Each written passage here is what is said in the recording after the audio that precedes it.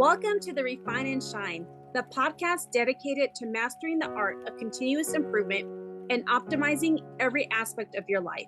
I'm Angelina Rivera, your host, and together we'll uncover the secrets to refining our lives, our habits, and our processes to unlock our inner brilliance. Join us on Refine and Shine, where we'll delve deep into achieving more in life without the burnout and without all the stress.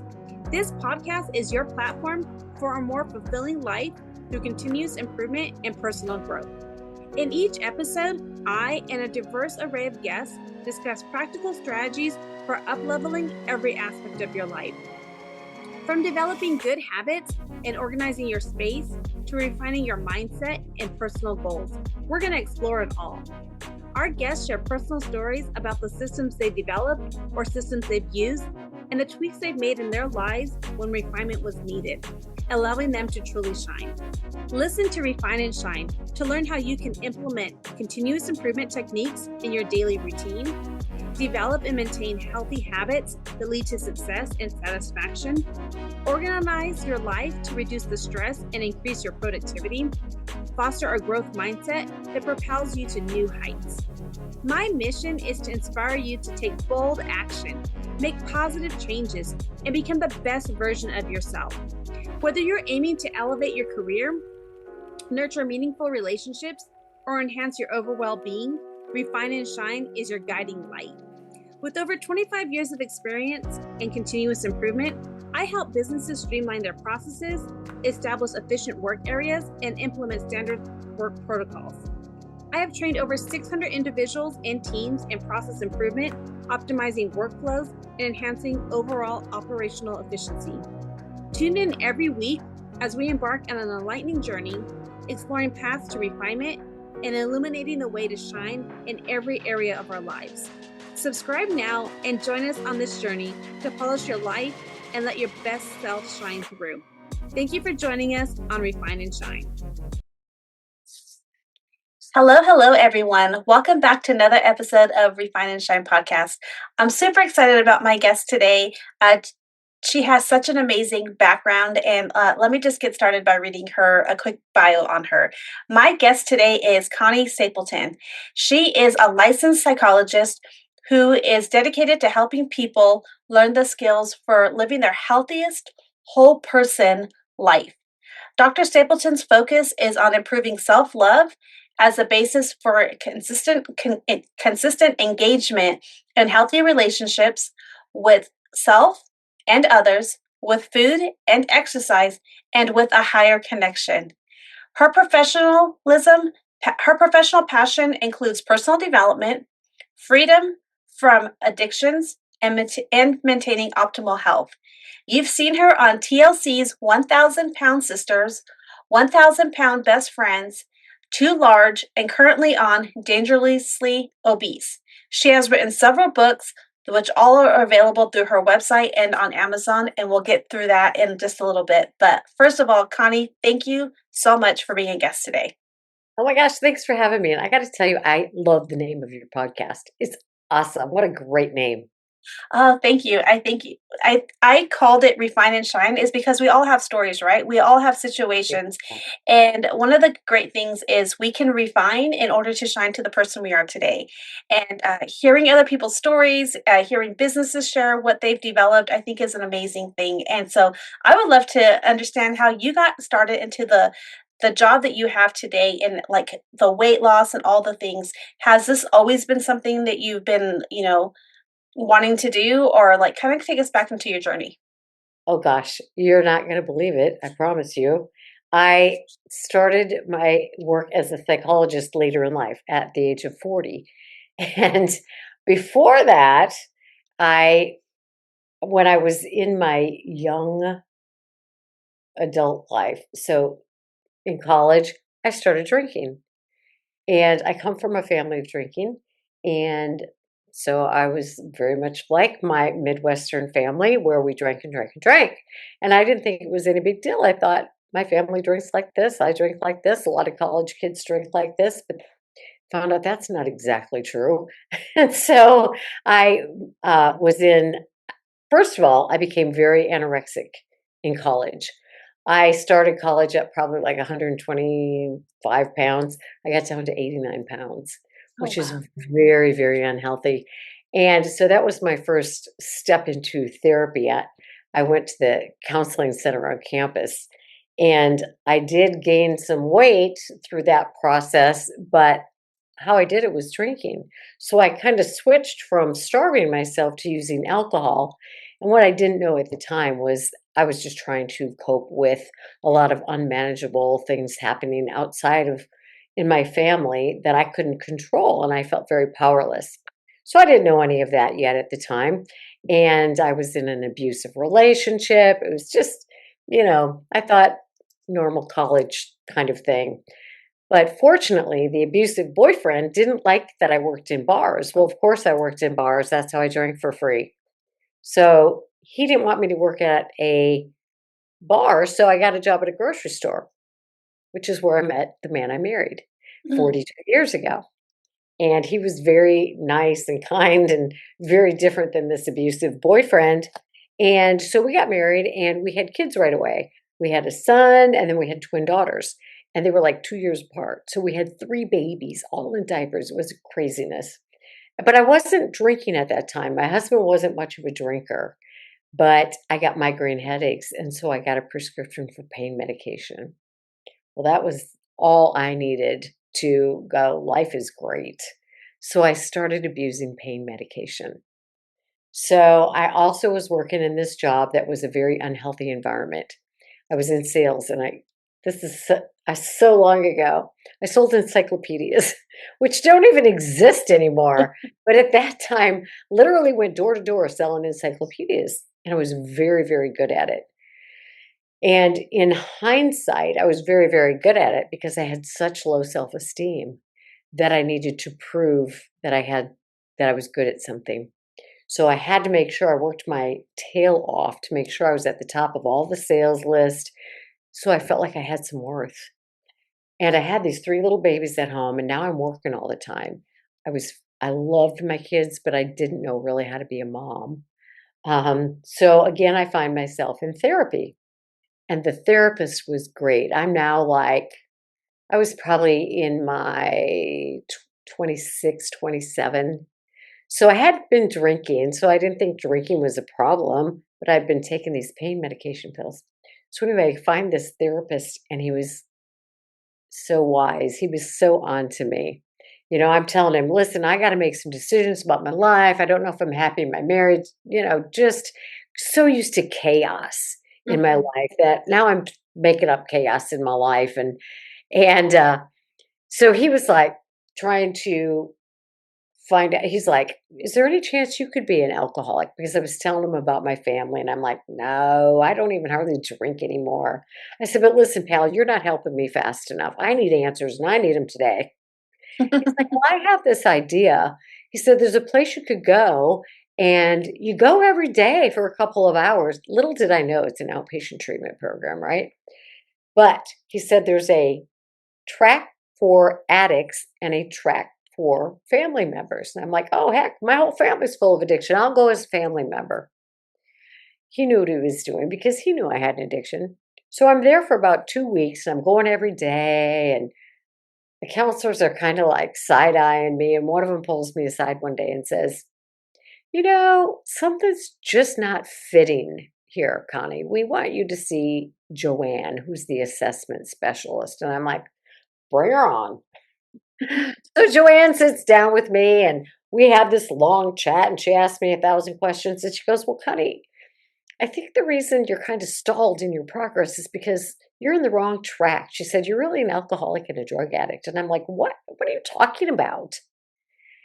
And within about 30 seconds, everything made sense to me all at once. It was like, no wonder I'm so miserable, no matter what I'm doing or where I'm at or who I'm with. No wonder I'm always seeking something to make my miserable feelings go away.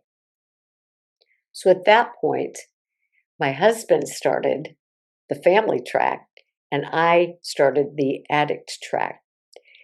Best thing that ever happened to me in my life. Because now I understood, all this crazy behavior, behaving very much against my morals, understanding why I, I was afraid of my children. I didn't know how to be a mom. So we went through the 6-week program, and then we started with couples counseling.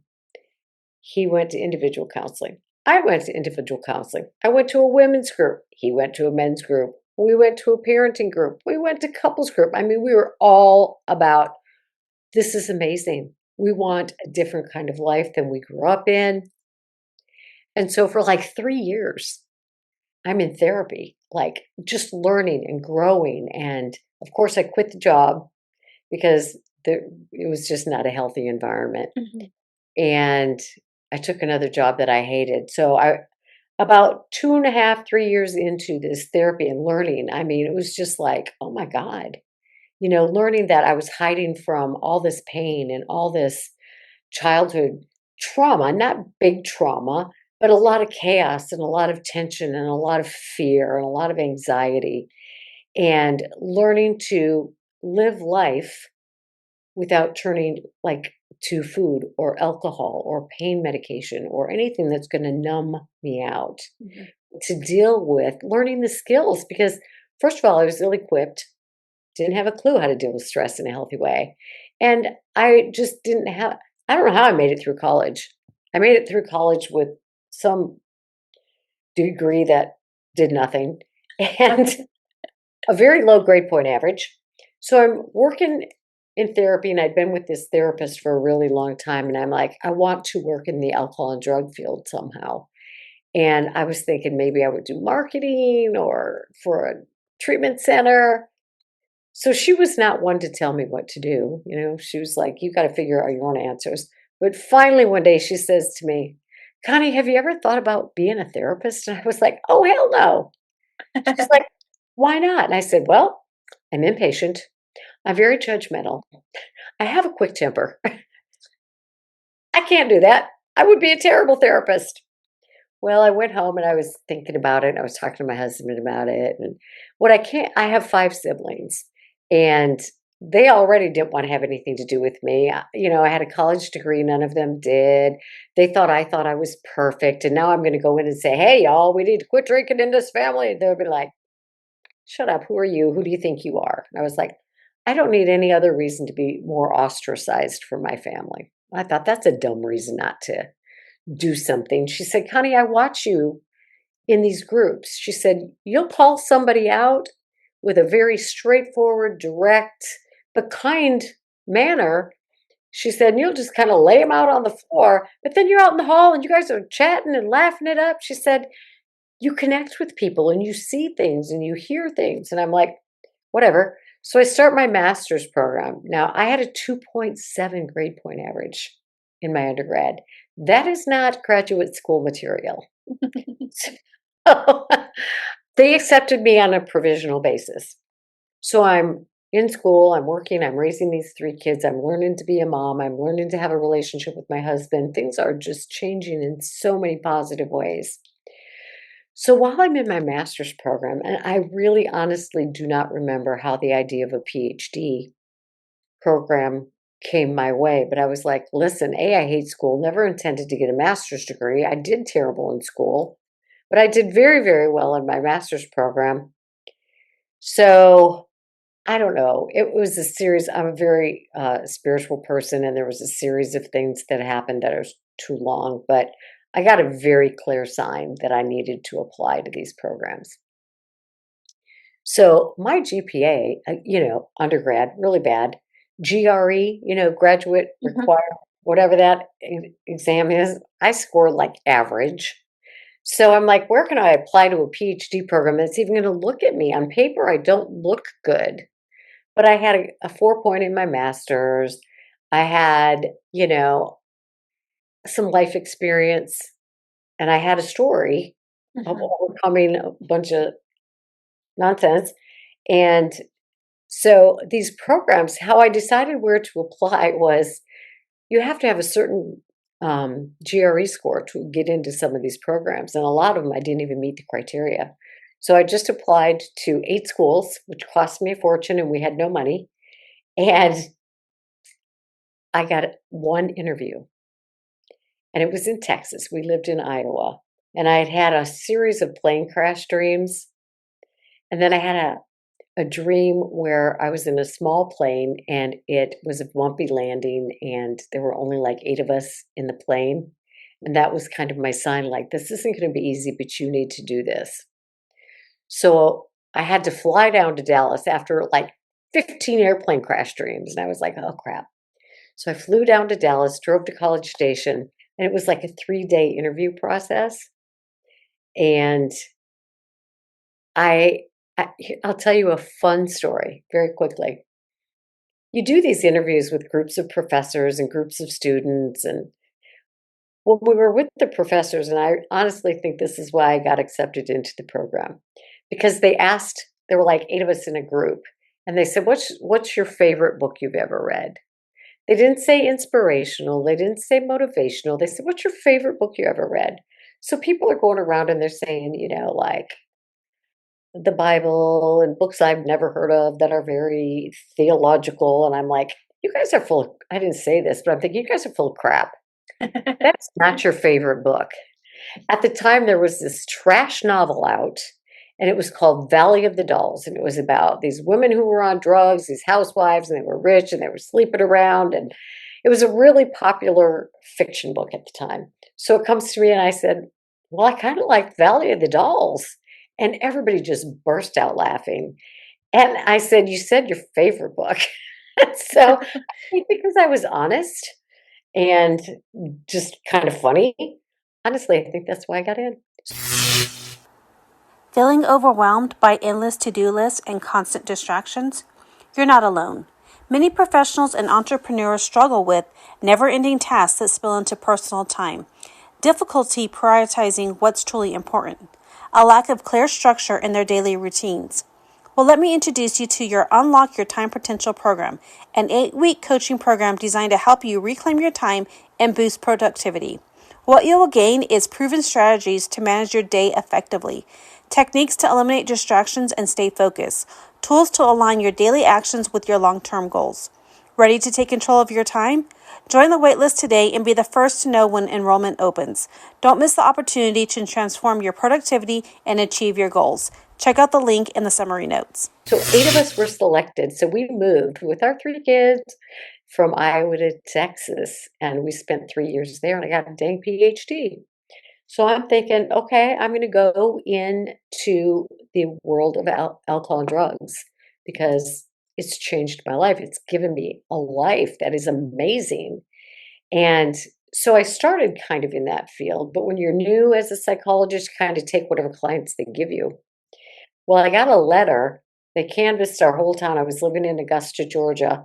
And there was a letter that came probably to all the psychologists, and they were looking for somebody who had a background in sales, encyclopedia sales girl here, and a background in addiction and recovery. And I'm like, that is me. So I got a job, or so I applied for this job. And what it was doing pre-surgical evaluations for people having weight loss surgery. And I was like, that's kind of interesting. And as I thought about it, and as I got to understand the field a little bit, I realized that a lot of the people having bariatric surgery probably had a food addiction and didn't know it. Mm-hmm. And I knew that when I came out of treatment, I needed a place where I learned the skills to deal with life without my drug, whatever it happened to be. And these people had surgery and they're gone. Very little preparation, no aftercare to learn the skills. They're out on their own. And I thought they're going to be in a world of hurt. They're going to start having these emotions because they can't use their drug, or they're going to find a new drug to calm them down.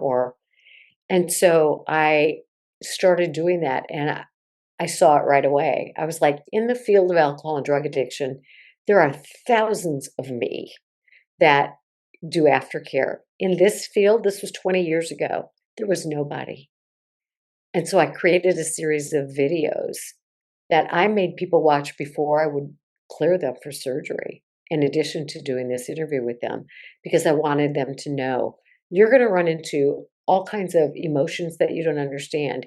You're going to need to learn to set boundaries with people. You're going to have to stand up for yourself. And these are probably not things you're good at yet, probably things you're ill equipped at. So the patients loved these videos. So that's kind of how I started. And then I built all kinds of, like I have an online class called Gain While You Lose. It's understanding how trauma affects your life and how food may be your drug, and tools for how do you set boundaries with people? How do you get the courage to stand up for yourself when you've been ostracized or made fun of most of your life? So it's a lot of tools, and I have an online program called Berry Aftercare, and I have a podcast called Weight Loss Winformation, and it's for people on GLP-1s, people having surgery, anybody losing weight, because there's so much psychological and emotional stuff involved in the weight loss process and after you lose weight. So I try to educate people to help them maintain a healthy lifestyle, and in the process, do what I did, which was get to know me and develop, kind of like you, become a better version of yourself. I absolutely love that. I love like your whole story. And I think that there's so many things that I could understand. The struggles of trying to, go through college and all these things and, numbing yourself out. All of us have addictions of something or another, just because it may not be drugs or alcohol or food. It could be maybe we're working, we could become a workaholic. We could, Right. all of these other things, avoidance, things that we do.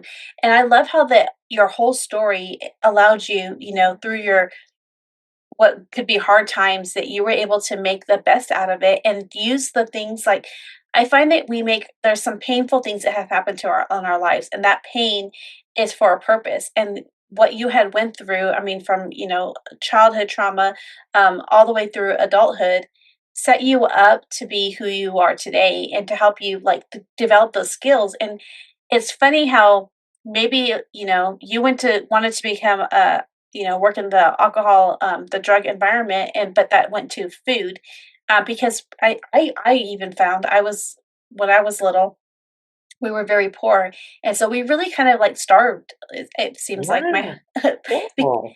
because we just didn't have the food, right? We couldn't go and snack. There wasn't stuff like that. But now, and then once I was able to eat, like I quickly gained the weight once I became an adult, and I struggle myself with like the weight loss. Like you weight gain and you lose, and you gain and you lose, and so how do you help people like with your videos and stuff like and just talking to them, how do you help them have a sustainable success with the weight loss?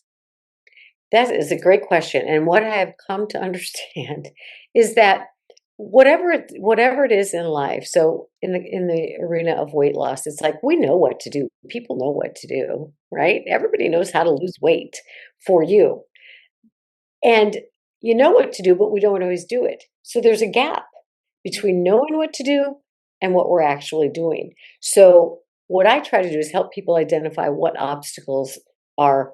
I want to do this, but this is what I do. I don't follow through with the things it takes to lose weight, consistently eating healthy, drinking a lot of water, making sure you exercise, positive self-talk, all of those things. So we identify what are your obstacles that get in the way of you following through. And for a lot of people, it's self-esteem, because they berate themselves, they get down on themselves, that sends them into a negative spiral. So once we can identify what your particular obstacles are, we start working on those obstacles.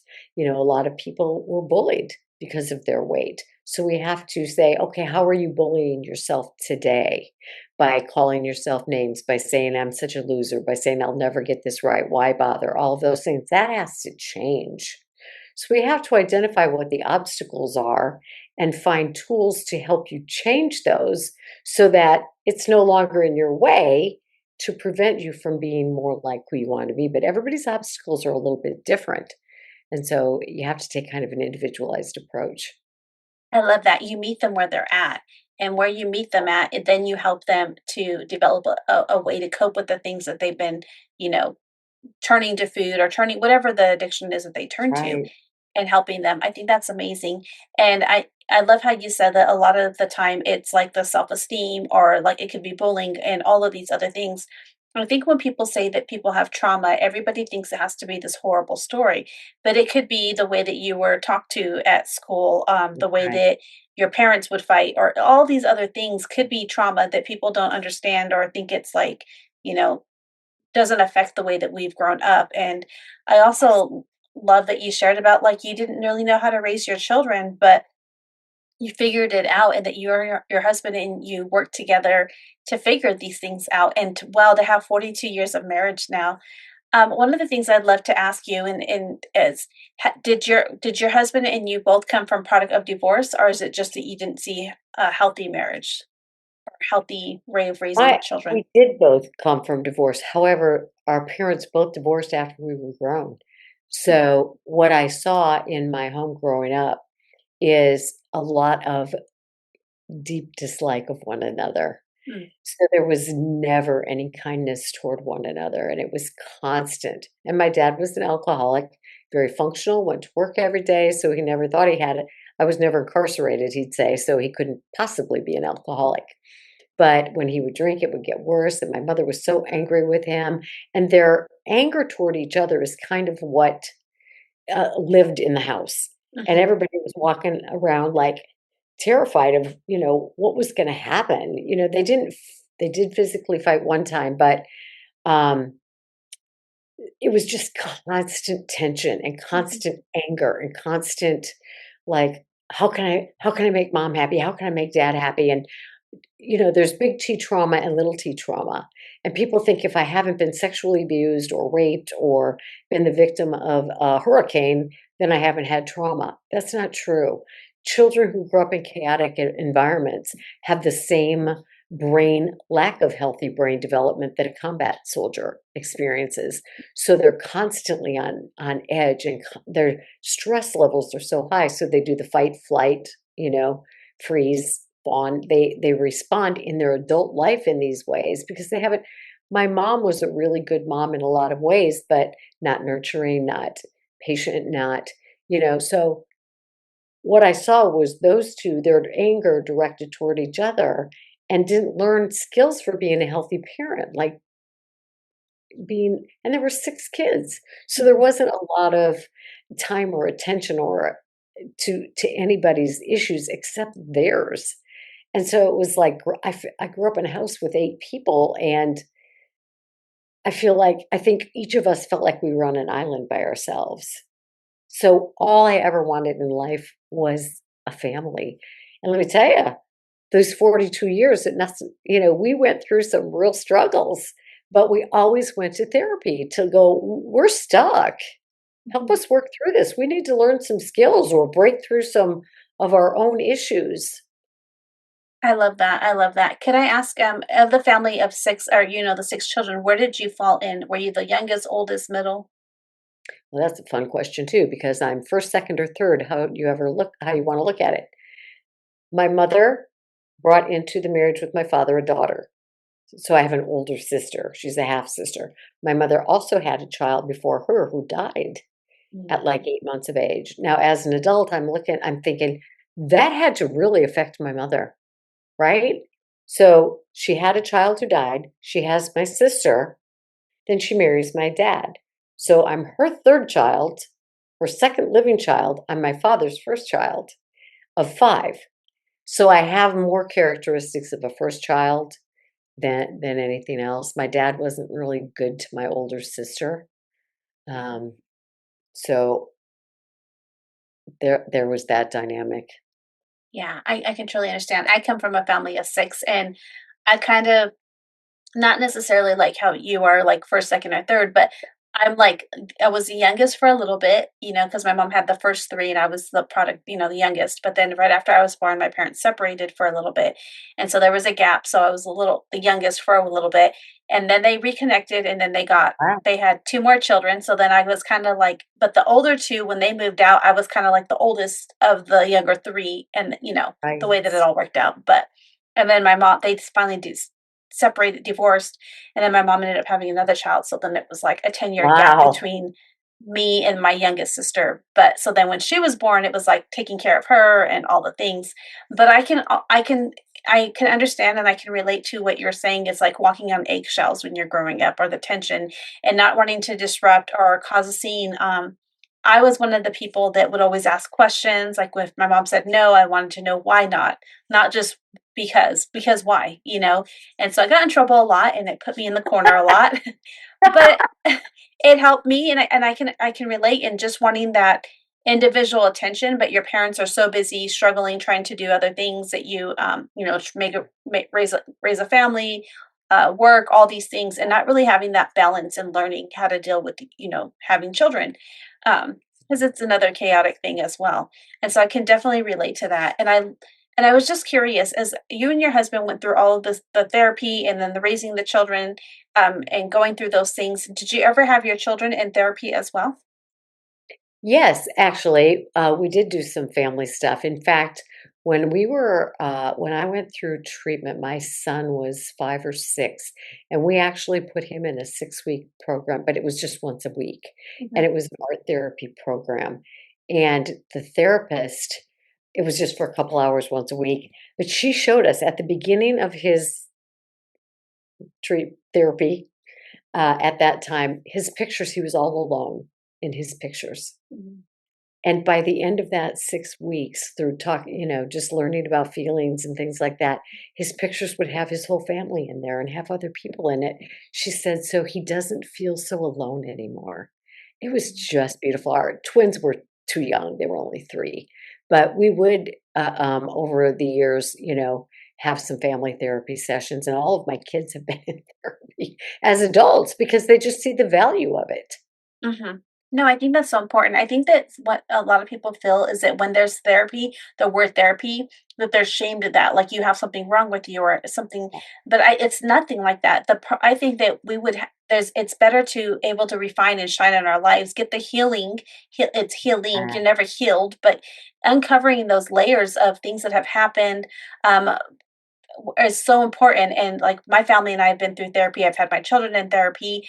yeah, Just different things. I still go to therapy because there's different things that come up, and as we peel the layers of life, there's more things that have to be healed. You yeah. uncover other things that you may have not realized that you were reacting to, and so you need to learn how to cope with those mechanisms.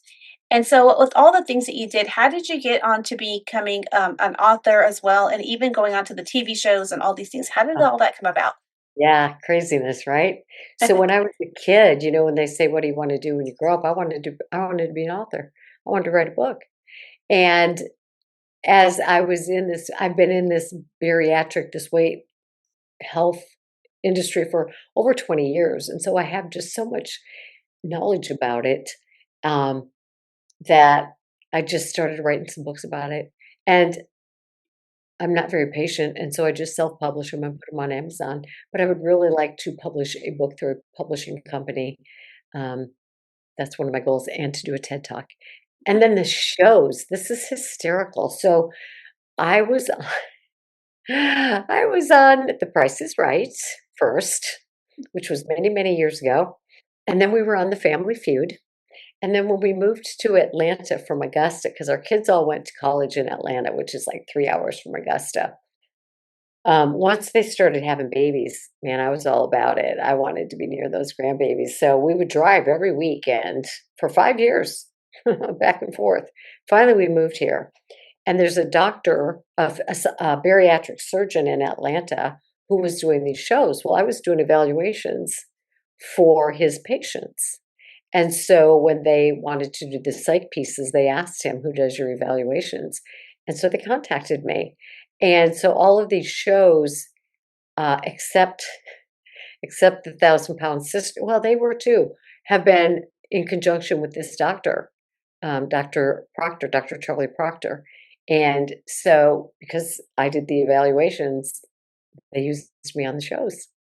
Oh wow, that's pretty neat. And Yeah, so I love that you've written about how many books? Is it 8 books? 5. I 5 think books. 5. Yeah. I love that. And I don't know. and you're still not done writing, and I think that that's I know. important. it's kind of like, what are the things that we want to leave behind in our lives? Like, what is a legacy that we want to leave behind? And for you, your life could have been so much different had you, with the Absolutely. ex-boyfriend, the drinking, the all the things could have been so much different. And but what a way that God has like chosen you for your path. And how it's ironic that your, ex didn't want you to work at the bar, he works at this grocery Right? store, you meet your husband, soon to be Yeah. husband, and all of these things happen, but you feel like, and you're helping so many people with all the services that you provide, but you're like, "No, I wanna do more." And so you write these books, and I love that you wanna do a TED Talk, and you wanna also, speak I mean, write get a published book, that you can be out there for the world, but what an amazing journey you've been on. I mean, to self-publish Yeah. alone is a scary thing, and the fact that you were able to do that and to write not just 1 book, but 5, wow, what a transformation.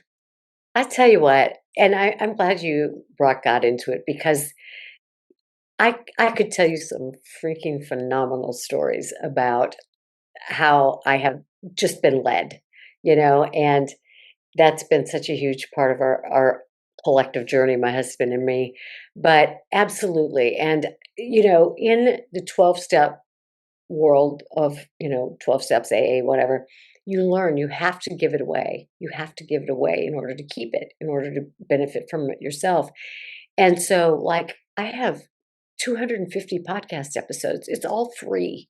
And it's because have such a passion for people refining and shining because we all have issues, right? We all have trauma, like you said. And it's just having the courage and the willingness to work through it and change that trajectory because my life could have been so different, but for the grace of God, there go I. Mhm.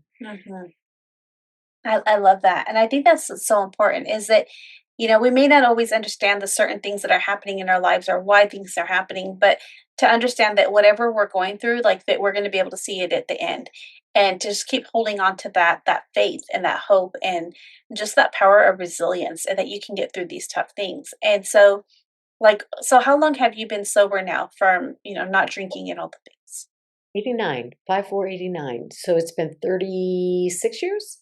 Wow, wow. Oh gosh, yes, absolutely. So grateful.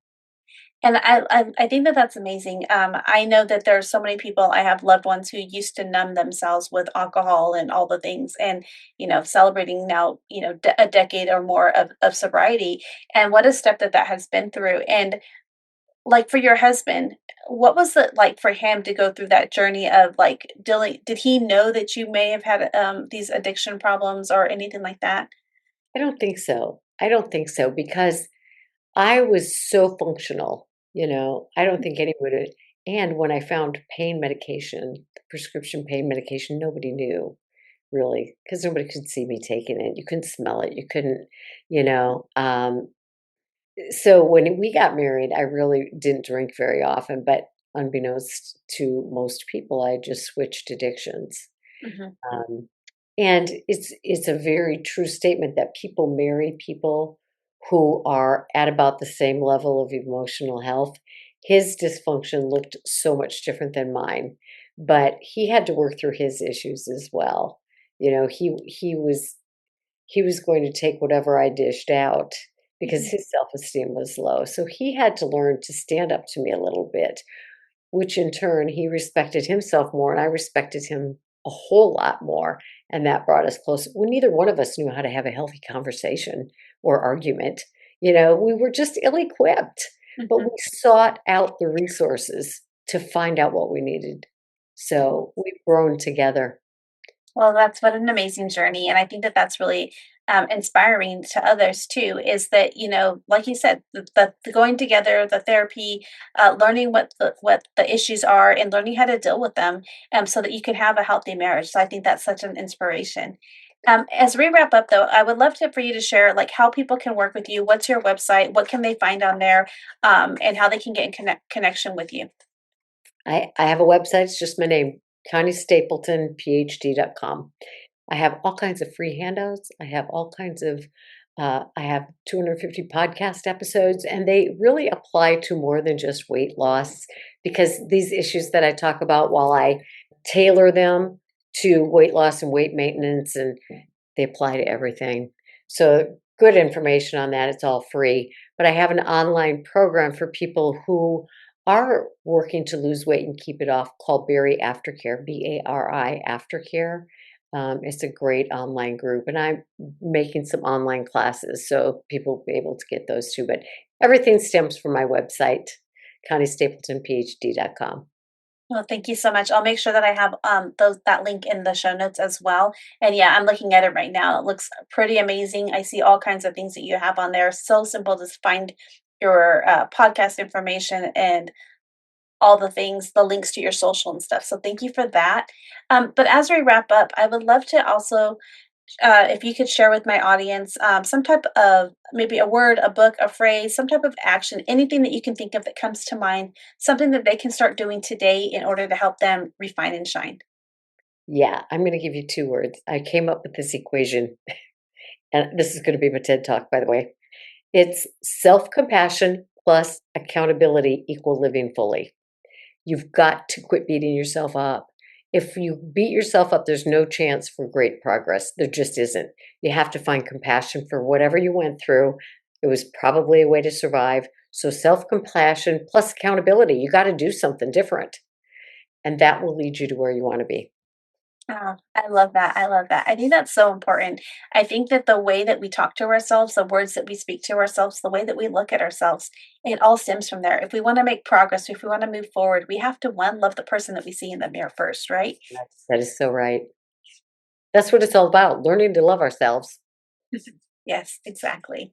And I love how you said, and just letting whatever is went the past, like just whatever it was helping you to survive or whatever it was, just like keep moving forward. Forgiveness is so big, and I think that a lot of people overlook it or have there's so much shame in Yeah, the things that they may have done in the past or the way that they didn't stand up for themselves or the way that they were treated and all these things, and they really just need to learn to get past it by seeing maybe a therapist or looking at the journaling about it, doing all these other things that they can do, yeah. but not going to an addictive type of habit to just shoving it under the rug. Exactly. You are a wise young thing. You know that? Oh, thank you so much. Well, I absolutely loved having you on the podcast today, and I just can't wait for people to hear this and all the great things that you have for the future. And I can't wait for that TED Talk as well. Thank you. I really appreciate this opportunity. You're welcome. Thank you for joining us on this episode of Refine and Shine. We hope you find valuable insights and inspiration to fuel your journey of continuous improvement. Remember, the key to success lies in refining your processes and letting your inner brilliance shine. If you've enjoyed this episode, be sure to subscribe to the podcast and leave a review. Your feedback is greatly appreciated and helps us reach more listeners like you who are eager to refine and shine in all areas of life. Stay connected with us on social media for updates and additional resources and behind-the-scenes content. We love hearing from our listeners, so feel free to reach out with any suggestions, questions, or success stories you'd like to share. As we wrap up, remember that the power to transform your life lies within you. Keep striving for growth, embracing change, and seeking opportunities to refine your skills. Together, let's continue to shine bright and make a positive impact in the world. Until next time, keep refining and keep shining.